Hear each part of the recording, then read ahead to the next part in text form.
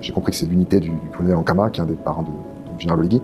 En fait, c'était sa salle de tir, d'entraînement de tir de la garde républicaine dans le palais.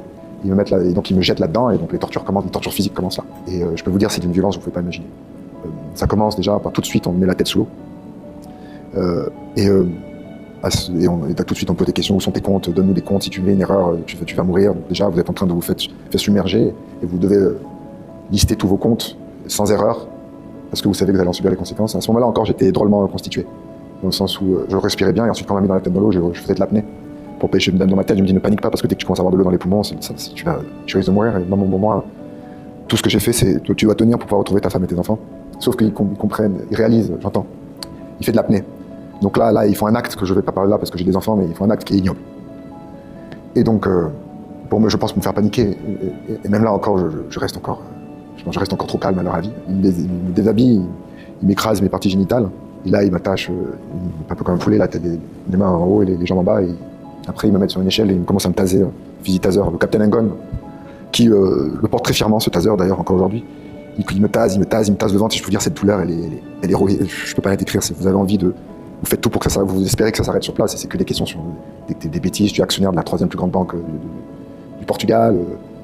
Tu as appelé des Américains mercenaires pour nous tuer. Ça va dans tous les sens. Tu as 5 000 milliards de francs CFA, donc 7 milliards d'euros à tel endroit. T'en as 4 000 milliards, 6 milliards d'euros au Qatar. Et c'est des questions qui sont des choses que je dis. Je peux pas vous dire oui sur quelque chose qui est faux. Et donc il continue.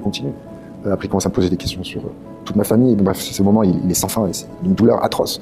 Après, il commence à me verser de l'eau dans les narines pour faire des simulations de noyade. Ça, c'est très difficile. Sans l'avoir vécu, vous ne pouvez pas le comprendre.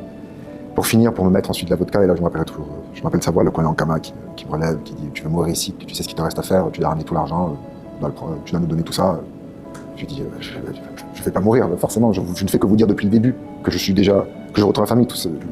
Aucun argent du monde est suffisant pour me séparer de mes enfants. » Et sauf qu'ils ne me croient pas encore, ils me mettent vu que c'est un stand de tir, ils me mettent au bout du stand, ils me tirent de mètres de la tête, il dit je rate jamais ma cible, et ensuite il met le fusil à la tempe, dans la bouche, il me pose encore des questions, telle personne, il me donne des hommes d'affaires au Gabon, genre cette personne détient de l'argent pour toi, je dis non, c'est pas parce que quelqu'un a de l'argent que c'est forcément de l'argent, vraiment des absurdités sans fin. Et après il m'attache sur une chaise pendant je sais pas combien de temps, au point où j'ai besoin de faire mes besoins sur moi, et après ils m'ont laissé tout seul.